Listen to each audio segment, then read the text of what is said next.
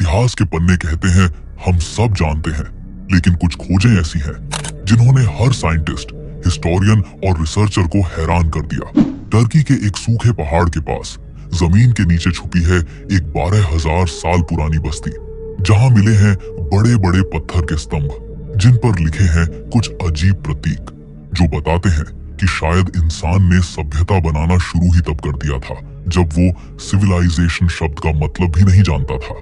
फिर south Africa के एक कोने में मिली एक 18 मीटर लंबी इंसानी पैर की छाप जो पत्थर में जम चुकी है, जैसे किसी ने उसे मोल्टन रॉक पर रखा हो।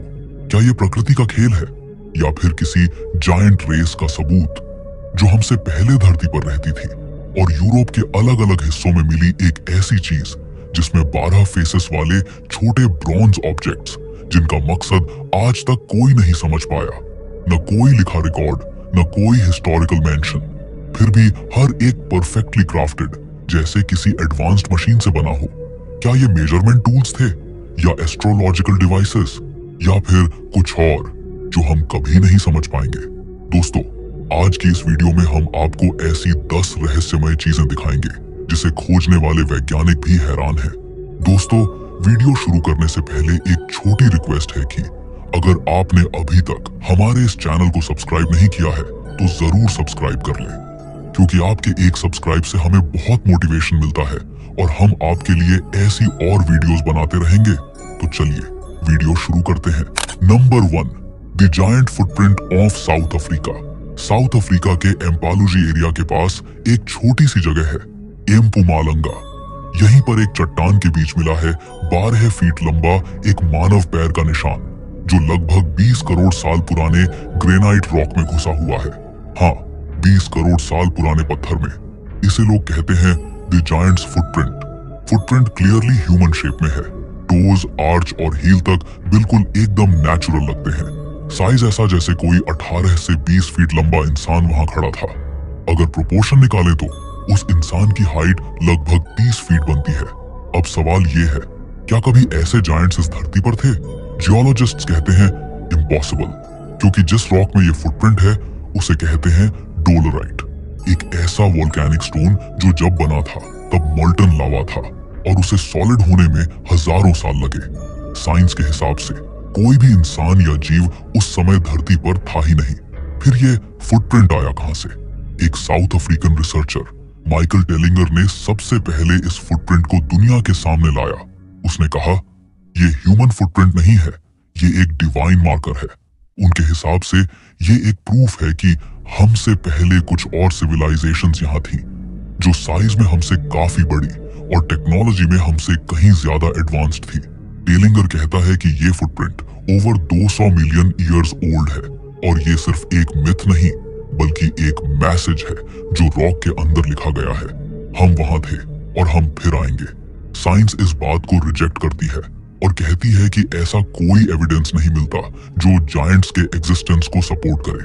लेकिन जब तुम उस जगह खड़े होते हो, जब तुम देखते हो वो एक आदमी के पैर जैसे मार्क्स, तो तुम्हारे अंदर एक ही सवाल उठता है, अगर ये नेचुरल है तो इतना परफेक्ट कैसे? और अगर ये ह्यूमन है तो वो इंसान कौन था जो 30 फीट लंबा था? Number 2, the Abydos carvings. Egypt के अबीडोस नाम के एक प्राचीन शहर में स्थित है एक टेम्पल ऑफ सेटी I। ये टेम्पल 3000 BCE के आसपास का माना जाता है और यहाँ की दीवारों पर लिखे हायरोग्लिफ्स दुनिया भर के रिसर्चर्स के लिए एक पहेली बन चुके हैं। एक सेक्शन ऐसा है जिसे देखकर लोग हैरान रह जाते हैं, क्योंकि वहां के कार्विंग्स किसी भी प्राचीन चीज जैसे नहीं लगते, बल्कि जैसे मॉडर्न टेक्नोलॉजी की तस्वीर हो। टेम्पल के एक कॉलम के ऊपर बनी कार्विंग्स में कुछ ऐसे शेप्स दिखाई देते हैं, जैसे एक हेलीकॉप्टर जैसा, एक सबमरीन जैसा, एक होवरक्राफ्ट जैसा और एक फाइटर जेट जैसा डिजाइन। जब पहली बार ये कार्विंग्स 20वीं सेंचुरी में डिस्कवर हुई तो रिसर्चर्स लिटरली शॉक हो गए, क्योंकि इजिप्ट के लोग 4000 साल पहले हेलीकॉप्टर्स और एयरक्राफ्ट कैसे जानते थे? कुछ हिस्टोरियंस कहते हैं कि ये एक प्रूफ है कि एंशिएंट इजिप्ट में एडवांस्ड बीइंग्स आए थे जो ह्यूमन सिविलाइजेशन को नॉलेज और टेक्नोलॉजी देकर गए। कुछ लोग कहते हैं ये गॉड्स एक्चुअली एंशिएंट एस्ट्रोनॉट्स थे जिन्हें इजिप्शियंस ने डिवाइन बीइंग्स समझा। उन्होंने उन्हीं फ्लाइंग क्राफ्ट्स और मशीन्स को कार्विंग्स में इमॉर्टल कर दिया ताकि उनके हेवनली विजिटर्स को याद रखा जा सके। सेटी वन एक विजनरी फारो था। उसने अपने टेंपल में क्रिएशन और आफ्टर लाइफ दोनों को डिपिक्ट किया था। कुछ हिस्टोरियंस मानते हैं कि वो स्काई बोट्स या सेलेस्टियल मशीन्स का जिक्र करता था जो देवताओं को आसमान में ले जाती थी। हो सकता है ये कार्विंग्स उन्हीं स्काई बोट्स का आर्टिस्टिक डिपिक्शन हो जो आज के हेलीकॉप्टर और एयरक्राफ्ट जैसे लगते हैं।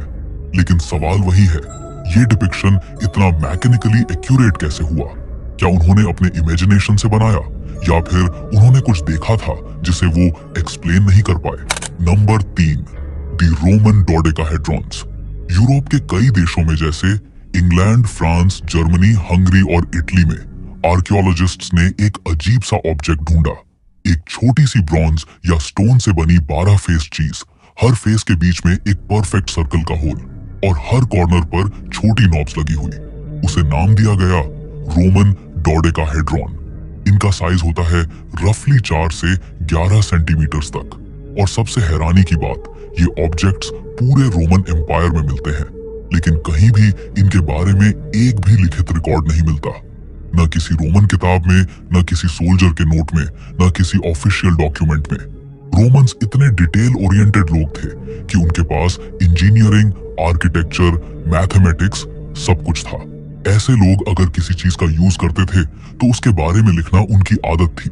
और जब 18वीं सेंचुरी में आर्कियोलॉजिस्ट्स ने पहला डोडेकाहेड्रॉन ढूंढा, तब से लेकर आज तक 200 से ज्यादा डोडेकाहेड्रॉन्स मिल चुके हैं, पर इनका मतलब अभी भी जीरो। कुछ साइंटिस्ट कहते हैं ये एक एंशिएंट कैंडल होल्डर था जिसमें छोटे होल से लाइट निकलती थी। लेकिन अगर ये कैंडल होल्डर था तो सब डोडेकाहेड्रॉन्स में सुट, काला धुआं के मार्क्स क्यों नहीं मिले? कुछ रिसर्चर्स ने कंप्यूटर मॉडल्स बना के प्रूव करने की कोशिश की कि अगर तुम एक डोडेकाहेड्रॉन को लाइट के सामने रखो तो कुछ होल्स से सनलाइट एक स्पेसिफिक डेट और टाइम पर पास होती है। मतलब ये शायद एक सीजन कैलकुलेटर भी हो सकता है, एग्रीकल्चर या फेस्टिवल्स के लिए। क्या ये एक टॉय था या एक वीपन टूल या एक स्पिरिचुअल सिंबल या कुछ ऐसा जो इंसान समझने के लिए अभी तैयार ही नहीं? आज भी म्यूजियम्स में ग्लास केसेस में रखे ये डोडेकाहेड्रॉन्स साइंटिस्ट्स और विजिटर्स दोनों को एक ही बात सोचने पर मजबूर कर देते हैं। रोमन्स जैसे लोग जो हर चीज लिखकर जाते थे, उन्होंने इस चीज का जिक्र क्यों नहीं किया? शायद ये कुछ ऐसा था जिसे लिखना अलाउड ही नहीं था। Number 4, the Shigir idol. Siberia के डेंस फॉरेस्ट के बीच एक दिन माइनर्स एक पीट बॉग यानी कीचड़ जैसी मिट्टी में डिगिंग कर रहे थे।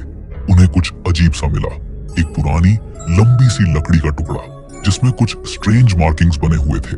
उन्होंने समझा कि ये कोई पुराना पिलर होगा, लेकिन जब आर्कियोलॉजिस्ट्स आए तो सबकी सांसें थम गईं। वो पिलर असल में था द शिगिर आइडल, एक 3 मीटर लंबी वुडन स्टैच्यू जिसे बनाया गया था 10,000 बीसी में, यानी कि इजिप्शियन पिरामिड्स से भी 7,000 साल पुराना। साल था 1890। जगह थी शिगिर पीटबोग, यूराल माउंटेन्स के पास, रूस। यहाँ के लोग गोल्ड के लिए डिगिंग कर रहे थे, लेकिन उन्हें मिला एक ऐसा खजाना जिससे पूरी आर्कियोलॉजी हिल गई। वुडन आइडल को पीटबोग ने ऑक्सीजन से बचाकर रखा था, इसलिए वो थाउजेंड्स ऑफ ईयर्स बाद भी परफेक्टली प्रिजर्व्ड था। लेकिन उस पर बने पैटर्न्स एंड फेसेस वो किसी प्रिमिटिव इंसान के नहीं लगते थे। जब स्टैच्यू को साफ किया गया तो एक्सपर्ट्स ने देखा कि इसके ऊपर मल्टीपल ह्यूमन फेसेस बने हुए हैं, एक के ऊपर एक स्टैक्ड फॉर्म में। हर फेस का एक्सप्रेशन अलग था, कुछ एंग्री, कुछ पीसफुल, कुछ ब्लैंक। और इन फेसेस के बीच में जियोमेट्रिकल कार्विंग्स, जिगजैग लाइंस और सिंबल्स बने हुए थे। कुछ रिसर्चर्स मानते हैं कि ये कार्विंग्स एक लैंग्वेज थी, एक कोड जिससे प्रीहिस्टोरिक लोग अपने बिलीफ्स, गॉड्स और वर्ल्ड व्यूज एक्सप्रेस करते थे। पहले लोगों ने सोचा ये तो 3 से 4 हजार साल पुराना होगा, लेकिन जब कार्बन डेटिंग हुई तो रिजल्ट ने सबको हिला दिया। ऑलमोस्ट 12,000 ईयर्स ओल्ड, यानी ये स्टोन एज के लोगों ने बनाया था, जब इंसान अभी एग्रीकल्चर सीख ही रहा था। क्या ये सिविलाइजेशन हमसे ज्यादा इंटेलिजेंट थी? शिगिर आइडल ने एक सवाल दुनिया के सामने छोड़ दिया।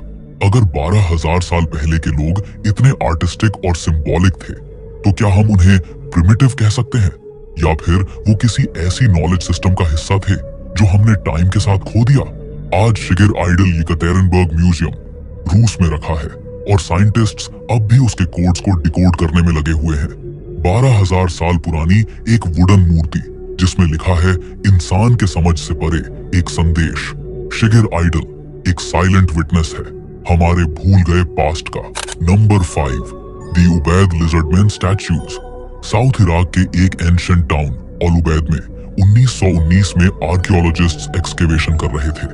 वहां उन्हें मिला कुछ छोटे पुराने टेराकोटा स्टैच्यूज, लेकिन इन स्टैच्यूज में कुछ अजीब था।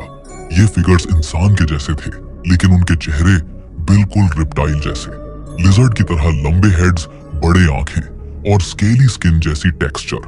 और सबसे शॉकिंग बात, उनमें से कुछ फीमेल फिगर्स प्रेगनेंसी के पोज में थी, यानी lizard human hybrid mothers. Ubaid culture लगभग 5000 बीसी में एग्जिस्ट करता था, सुमेरियंस के आने से पहले। ये लोग फार्मिंग करते थे, पॉटरी बनाते थे और टेम्पल्स भी थे उनके पास।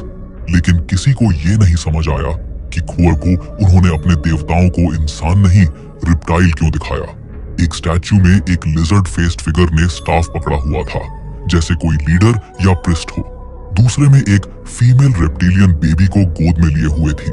आर्कियोलॉजिस्ट्स ने जब ये स्टैच्यूज देखी तो उन्होंने कहा कि ये शायद सिंबॉलिक फिगर्स हैं, एक इमेजिनेशन या मिथ का पार्ट। लेकिन यहाँ प्रॉब्लम ये है, ये रेप्टिलियन फीचर्स पूरे रीजन में कंसिस्टेंट है। न सिर्फ अल उबैद बल्कि नजदीकी साइट्स में भी ऐसे ही स्टैच्यूज मिले। यानी ये कोई एक आर्टिस्ट का इमेजिनेशन नहीं था, बल्कि एक शेयर्ड बिलीफ सिस्टम था। वर्ल्ड के हर कल्चर में स्नेक्स और रिप्टाइल्स डिवाइन माने गए हैं। इजिप्ट में थॉथ और सोबेक जैसे गॉड्स, इंडिया में नागास, मेसोअमेरिका में क्वेटज़लकोट्ल, फेदर्ड सर्पेंट गॉड। सब जगह रिप्टाइल्स को विजडम और रिबर्थ के सिंबल के रूप में देखा गया है। तो क्या उबैद लोगों ने भी स्नेक्स को गॉड का मैसेंजर माना था, या उन्होंने कुछ और रियल देखा था? अल उबैद साइट में एक टेंपल कॉम्प्लेक्स भी मिला, जहां इन स्टैच्यूज के फ्रैगमेंट्स मिलते हैं। कुछ आइडल्स के हाथ में स्टाफ और ब्रेसलेट्स भी है। मतलब ये कोई ऑर्डिनरी फिगर नहीं, बल्कि लीडर्स या डिवाइन बीइंग्स थे। लिजर्ड फेस्ड आइडल्स के साथ कुछ वर्शिप आर्टिफैक्ट्स भी मिले, जो दिखाते हैं कि लोग इन्हें रिवियर करते थे, जैसे हम मॉडर्न टाइम्स में देवताओं की मूर्तियों को करते हैं। अगर 7000 साल पहले के लोग रिप्टाइल लाइक क्रिएचर्स को वर्शिप कर रहे थे, तो क्या ये सिर्फ मिथ था, या कुछ ऐसा एविडेंस जिसे हिस्ट्री छुपाना चाहती है? नंबर 6, दी फुएंटे मैग्ना बाउल। 1950 के आसपास बोलीविया के एक फार्मर ने टिटिकाका लेक के पास एक पुरानी बाउल पाई, एक स्टोन बाउल, जिसे बाद में आर्कियोलॉजिस्ट्स ने नाम दिया दी फुएंटे मैग्ना बाउल। पहली नजर में ये एक नॉर्मल एंशिएंट आर्टिफैक्ट लगती थी, लेकिन जब रिसर्चर्स ने उसके अंदर लिखा हुआ टेक्स्ट देखा तो सबका होश उड़ गया, क्योंकि उस बाउल के अंदर लिखा हुआ था क्यूनिफॉर्म और प्रोटो सुमेरियन स्क्रिप्ट में। क्यूनिफॉर्म लिखाई तो सिर्फ मेसोपोटामिया, इराक में मिलती थी, जो साउथ अमेरिका से हजारों किलोमीटर दूर है। तो फिर बोलीविया के लोग सुमेरियन लखाई कैसे जानते थे? सुमेरियन सिविलाइजेशन दुनिया की सबसे पुरानी लखाई और एडवांस्ड कल्चर मानी जाती है, जबकि बोलीविया के पास उस टाइम थी तियाहुआनाको सिविलाइजेशन, जो लेक टिटिकाका के पास रहती थी। एक सिविलाइजेशन मिडिल ईस्ट में और दूसरी साउथ अमेरिका में, और दोनों के सिंबल्स एक जैसे। क्या ये कोइंसिडेंस हो सकता है?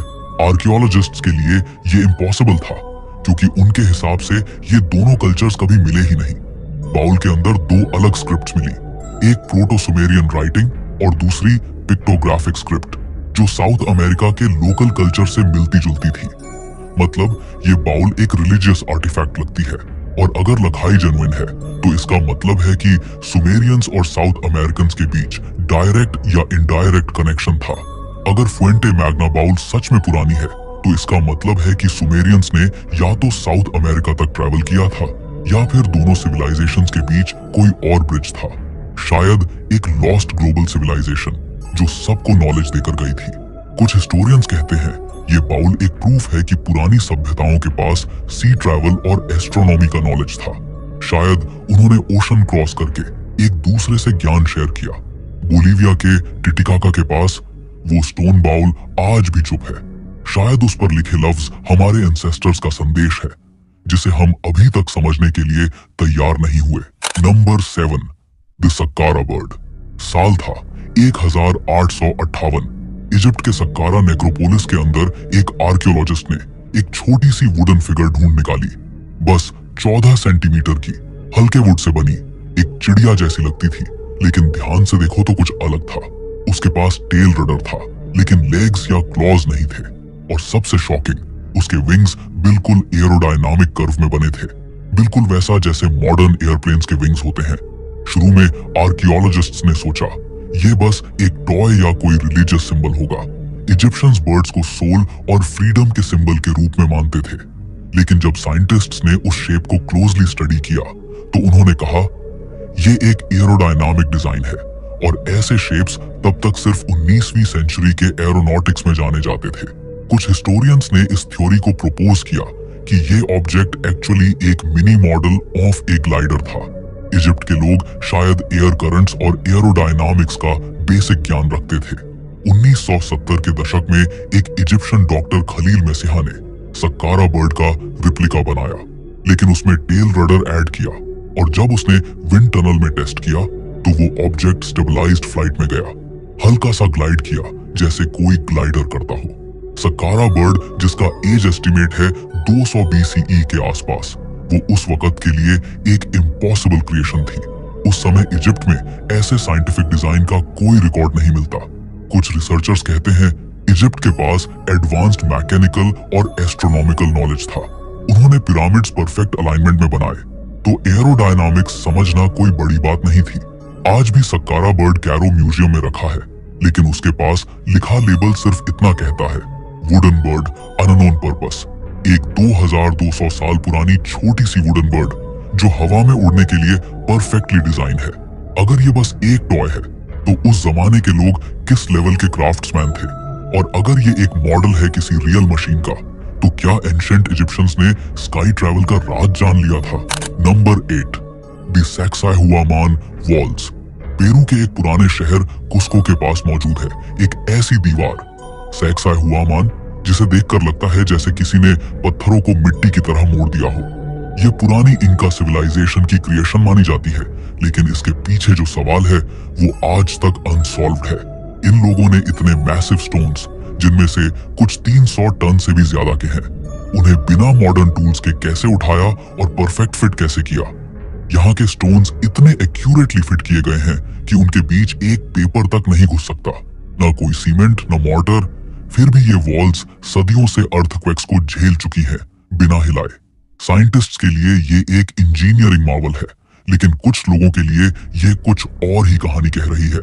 कुछ एंशिएंट एस्ट्रोनॉट थ्योरिस्ट्स कहते हैं कि ये दीवार ह्यूमन सिविलाइजेशन के शुरू होने से पहले की है, और इसे बनाने में किसी एडवांस्ड एक्स्ट्रा टेरेस्ट्रियल टेक्नोलॉजी का हाथ था।